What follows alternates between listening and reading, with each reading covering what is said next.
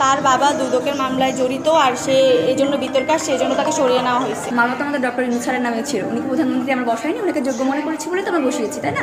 সার্জিসের ব্যাকগ্রাউন্ডে আমরা সবাই ছিল আসি, এগুলো এজন্যই হয়তো বা কেন্দ্রীয় টিম জায়গা জায়গা থেকে বিতাড়িত হয়। এটা আমরা খুবই লজ্জার বিষয়, কিন্তু বলতে হচ্ছে হাসি মুখে, খুবই লজ্জার বিষয়। ওর ছাত্রলীগ গেছে, কিন্তু ওর মধ্যে ওই যে আগে করতো ওই রক্ত একটু মনে হয় থেকে গেছে, এই জন্য হুমকি ধামকি এখনও যাই হোক। কেন্দ্রীয় টিম কেন কোনো ধরনের রাজনৈতিক দলের সাথে বসবে, কেন কোনো ধরনের রাজনৈতিক দলের লোককে তারা হচ্ছে গিয়ে সুযোগ দিবে? লজ্জার বিষয় হলে, দুঃখের বিষয় হলে বলতে হচ্ছে যে আমরা নিজেদের কর্মকাণ্ডের কারণে জনতাকে, সাধারণ জনতাকে আমরা হারাই ফেলতেছি। যতদিন আমরা আন্দোলনে ছিলাম, রাজপথে ছিলাম, সে শুরু থেকে শেষ পর্যন্ত ছিল, এবং মূল সারিতে আমরা সামনে যে কয়জন ছিলাম তাদের মধ্যে একজন ছিল সে।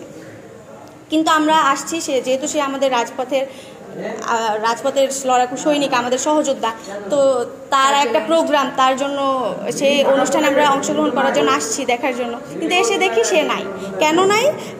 তার নাম বাতিল করা হয়েছে কেন্দ্রীয় সমন্বয় কমিটি টিম থেকে। আচ্ছা, তো সে কিন্তু বরিশালে 3টা প্রোগ্রাম করছে, পটুয়াখালীতে প্রোগ্রাম করে আসছে, কিন্তু বরগুনার মেয়ে হয়ে সে বরগুনার প্রোগ্রামে নাই। তার বাবা দুদকের মামলায় জড়িত আর সে এই জন্য বিতর্ক আসছে, এই জন্য তাকে সরিয়ে নেওয়া হয়েছে, এরকম কিছু।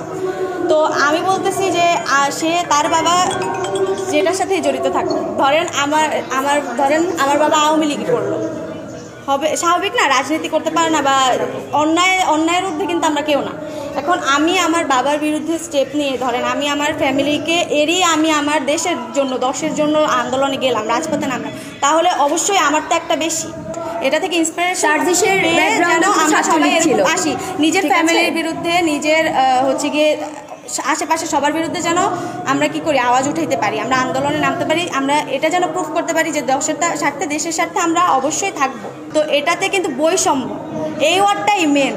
এখন আপনারা কেন্দ্রীয় কমিটির টিম হয়ে আপনারা জেলায় জেলায় যাচ্ছেন কি দূর করতে? বৈষম্য দূর করতে। কিন্তু আদৌ কি বৈষম্য দূর হচ্ছে?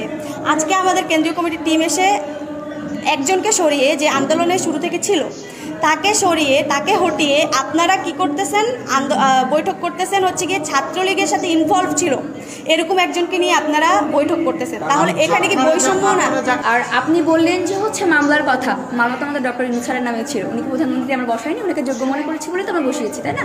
তো এখানে মামলা ছিল, তাও সেটা প্রমাণ হবে কি না, হ্যাঁ এটা চলমান আমরা জানি, তাও সেটা প্রমাণ হবে কি হবে না এটা নিয়ে মামলা তো আমাদের ডক্টর ইউনূস স্যারের নামেও আছে। আর বলেন লিগের, মানে সে কোনো, আমি যতদূর জানি, আমি তার ছোটোবেলা থেকে তাকে চিনি, সে কোনো দল বলেন, সংগঠন বলেন, কোনো কিছুর সাথেই সে যুক্ত না, ঠিক আছে? এটা একটু ক্লিয়ার করা ছিল।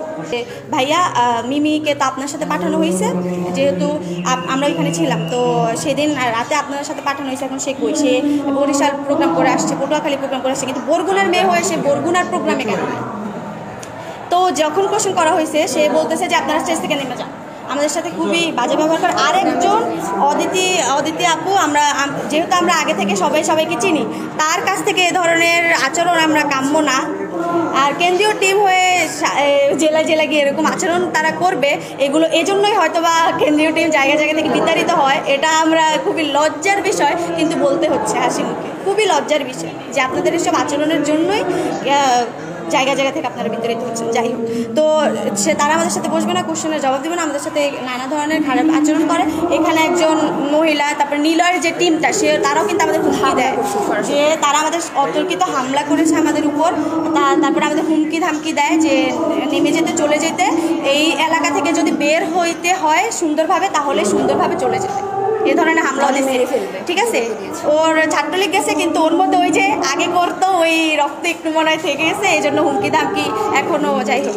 তো সে আমাদেরকে হুমকি দেয়। আমরা এক পর্যায়ে এখান থেকে চলে আসতে বাধ্য হই, কারণ ওইখানে অনেকজন মানুষই ছিল আর অতর্কিত হামলার মুখোমুখি আমরা হই।